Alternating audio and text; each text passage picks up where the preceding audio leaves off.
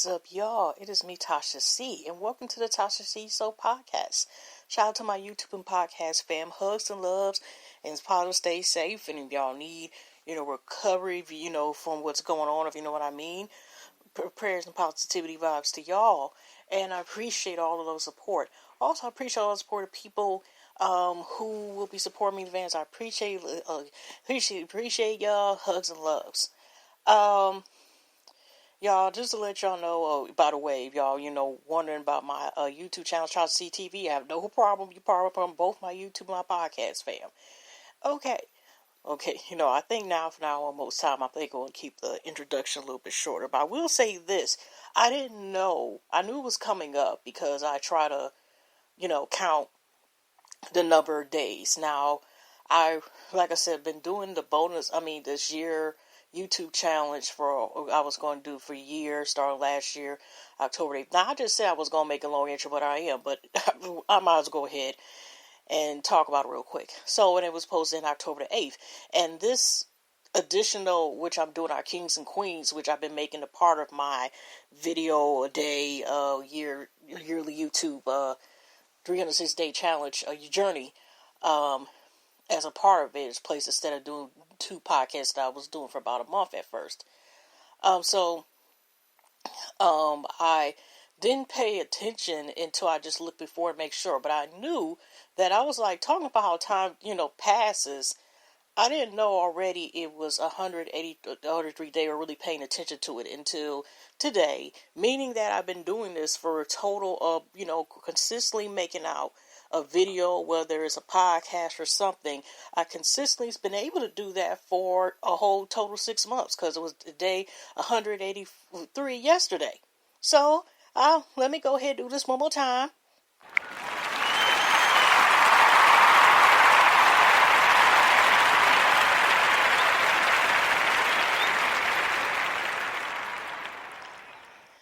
Yeah, y'all, so I'm actually surprised, shocked myself. Like I said, I know, till I get my computer stuff straight now. I could do them in the back in the den, because I have a computer back there, but I rather prefer having a laptop, because even though I have a computer back there, that I'm not the only person in the den, and unless I make sure to do them early or do them later on at night, excuse me, y'all, I just rather prefer, until further notice, I'll, put it in the air. Once I get another laptop, again, I'll be back probably now time to doing reviews, because if a better laptop, because that one scratch survived, but it survived as long as it's supposed to, and, which it was through the remaining amount of my school, basically my school work and stuff, and paper projects, and then, it was holding on, but I stopped using it less because of the way it was acting up, sometimes it was stick, it was sluggish, I had to keep taking the battery out a lot of times, put it back again, even doing the paper. So, it did what it was supposed to do. I had it for some years, and it ain't like I just had it and just went complunk, So I appreciate all what it's due now. It still works, but now something's wrong with the screen, but I could still use it, y'all, to plug it up to the TV. So I'm going to get all the files off there, and then, use the plug of the TV so I can use the TV as a monitor. But I'm going to take everything off there once I get everything straight up, and then, recycle whatever. Well, when it's safe to recycle, because, stuff is still going out there. But anyway, y'all, sorry, y'all, about the little rant. Me. And anyway, just warn y'all in advance, it's going to be some mispronunciation. Now, I think for now, at the moment, I think I'm going to do at the most, maybe possibly 2 to 3 maximum, articles, whatever, per day. Like I said, this is another edition of our Kings and Queens Next Door. Either this is volume 69 or 68 or 69, because, y'all, I'm actually surprisingly doing it the day before, literally the day before, not late at night, okay? Meaning that it is 12 p.m., and this is for April the 9th on Thursday, 2020. But guess what, y'all? It is 9:12 p.m. Wednesday. I know I think I just said time. But Wednesday, April the 8th, 2020. So I'm actually a day ahead. I figure, why not? That way, if I could do mine in pre-record, literally pre-record, not, I used to do them late at night, It'll still be the next day, but it'll be late as night, y'all. But if y'all don't know, yesterday, like I told y'all, I went to DH's Night Pay, stayed up basically all night, jamming to some of his after hours, and I'm trying to stay up because, heck, by the time I went to bed and woke up, I think around 1, I ain't gonna lie, I haven't went back to sleep since, so I figured, like, why not go ahead and do this? But anyway, y'all, here I go. Now, the first article, again, is from the National African American History Museum from Smithsonian. I keep saying Smithsonian, and that is, I'm not trying to, Smithsonian Museum. And I guess they have this series because, like I said, they have, like, good articles in the blog they have as part of their website, right? And this thing called 5 Things. So 5 Things must be a different, type of article where they talk about different 5 facts. So this one, like I said, I'm just going in chronological order in their articles. Now, 5 Things to Know, HBU edition. Historically, black college universities, commonly called HBCUs. Okay, let me go back to the article. Okay. Historically, black colleges and universities, I know I said that part before, y'all, commonly called HBCUs, are defined by the Higher Education Act of 1965 as any historically black college or university that was established prior to 1964, whose principles, missions, was and is the education of black Americans, and that accredited by a nationally recognized and accredited agency or association determined by the Secretary in brackets of Education. History. The first college for African Americans were established shortly through the efforts of black churches with the support of the American Missionary Association and the Freedoms Bureau. The second Morley Act of 1890 required states, especially former Confederate states, to provide land grants for institutions for black students if admission was not allowed elsewhere. As a result, many historically black colleges and universities, HBCUs, were founded. Here's number 2. Between 1861 and 1900, more than 90 institutions of higher learning were established. Saul University, founded in Wright, North Carolina, in 1865, was the first black college organized after the Civil War. Other schools include Tashactv College, Howard University, Morehouse College, and Hampton University. Scholarship. Here's number 3. Early HBCUs were established to train teachers, preachers, and other community members. During the 20th century, many HBCUs shifted their focus to promote scholarship among African Americans. Academic councils, conferences, and founded scholastic journals to showcase black intellectual thought. Such notable figures as W.E.B. Du Bois, Ida B. Wells, Booker T. Washington, and Martin Luther King Jr. attended historically black college or university. Number 4.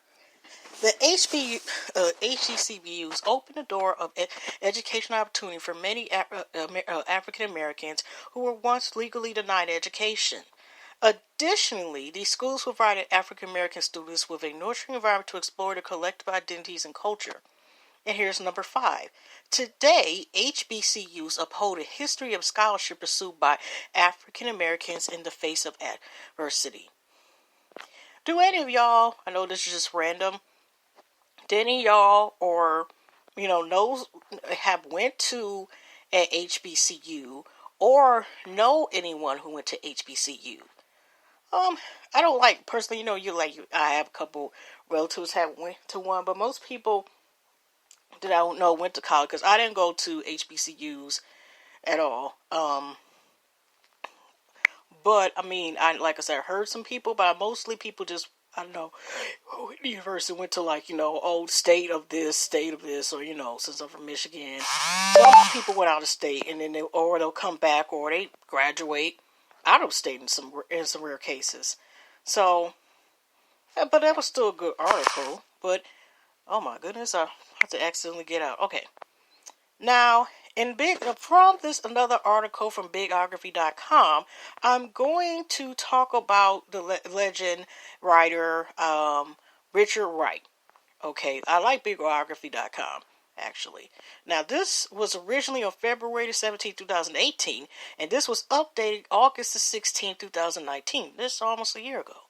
Okay, pioneering African American writer Richard Wright is best known for the classic text Black Boy and Native Son. Who was Richard Wright? Richard Wright was an African American writer and poet who published his first short story at the age of 16. Later, he found employment with the Federal Writers Project and received critical acclaim for Uncle Tom's Children, a collection of 4 stories. He is well known for his 1940 bestseller Native Son and his autobiography Black Boy. See, I always get confused with Invisible Man, and forgive me, y'all, but I had not, there were some people who, former students, when I was in high school, there were kids, of course, who had to read that, or some of us had to read like Invisible Man. I think I had to read Invisible Man twice, even one time in college. But I didn't read Native Son nor Black Boy. So that still might be if I ever get 2 on my reading list. But let me continue. Let's go to his early life. Richard Nathaniel Wright was born on September 4th, 1908 in Roxy, Mississippi. The grandson of slaves and the son of a sharecropper, Wright was largely raised by his mother, a caring woman who became a single parent after her husband left the family when Wright was 5 years old. Schooled in Jackson, Mississippi, Wright only managed to get a 9th grade education, but he was a voracious reader and shown early that he had a way with words. When he was 16, a short story of his was published in a Southern African American newspaper, an encouraging sign for future prospects. After leaving school, Wright worked a series of odd jobs, and in his free time, he delved into American literature. To pursue his literary interests, Wright went as far as forge notes so he could take out books on a white co-worker's library card, as blacks were not allowed to use public libraries in many. The more he read about the world, the more Wright longed to stop and make a permanent break from the Jim Crow South. I want my life to count for something, he told a friend. Okay, Chicago, New York, and the Communist Party. In 1927, Wright finally left the South and moved to Chicago, where he worked as a post office and also swept streets. Like so many Americans struggling through the Depression, Wright fell prey to bouts of poverty. Along the way, his frustration with American capitalism led him to join the Communist Party in 1932. When he could, Wright continued to plow through books and write. He eventually joined the Federal Writers Project, and in 1937, with dreams of making it as a writer, he moved to New York City, where he was told he stood a better chance of getting published. Commercials and critical success. Okay, here is Uncle Tom's Children. In 1938, Wright published Uncle Tom's Children, a collection of 4 stories that marked a significant turning point in his career. The stories earned him a $500 prize from Story magazine and led to a 1939 Guggenheim Fellowship, Native Son. More acclaim followed in 1940 with publication of the novel Native Son, which told the story of a 20-year-old African-American man named Bigger Thomas. The book brought Wright fame and freedom to write. It was a regular atop the bestseller lists and became the first book by an African-American writer to be selected by the Book of the Month Club. A stage version written by Wright and Paul Green followed in 1941, and Wright himself later played the title role in a film version made in Argentina. Black Boy. In 1945, Wright published Black Boy, which offered a moving account of his childhood and youth in the South.